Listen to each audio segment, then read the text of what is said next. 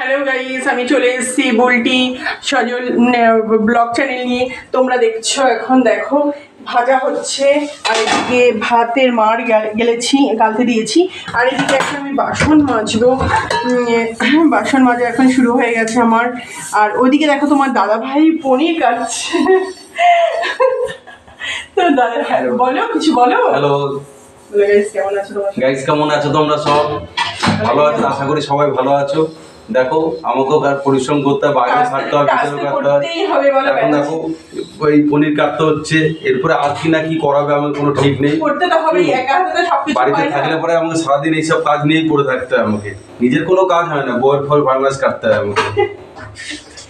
ততক্ষণে এর পরের ব্লগটার জন্য তোমরা রেডি থেকো।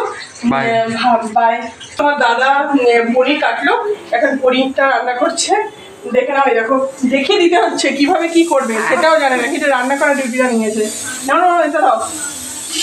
হ্যাঁ বাবা, দেখো রান্না করতে গিয়ে লাভ পাচ্ছে, এদিকে ডালের সিটি পড়ছে তো লাভ মেরে উঠছে ভয়ে, ছোট ডালে। চিন্তা করো কি রান্না করবে, বলো কিছু। জিরেটা দাও, জিরেটা দাও। দেখো দেখো, আমি রান্না জানি, কিন্তু আমাকে রান্না করতে দেবে না। পারি না, মানে বলে দিতে হয়, নইলে তো উল্টো পাল্টা বলবো। সেই রান্না খাওয়া যাবে না, পাগল নিয়ে থাকি। আমার ছেলে এক পাগল। না না, সেই রান্না খাওয়া যাবে না। যদি ও রান্না করে সেই রান্না খেতে পারবে না কেউ। মশলা করে তৈরি করে দেওয়াটাই কি রান্না হয়ে গেল? সে রান্না যে তৈরি করে তারই তো হাতের কাজ। হাতের সামনে সব জোগাড় করে দিয়ে রান্না করে দিচ্ছি, তাই চিন্তা করো তো যে কি কি রান্না করছে তোমাদের দাদা ভাই।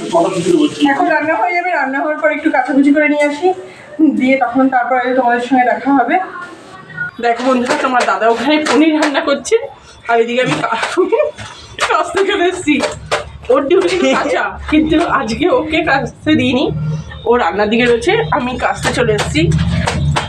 তোমরা দেখো আমি কাটছি, কাঁচা হয়ে গেলে স্নান করব, তারপরে বাসন কুসন মাজা আছে, এগুলো মেজে ঘষে তারপর কাজ কমপ্লিট।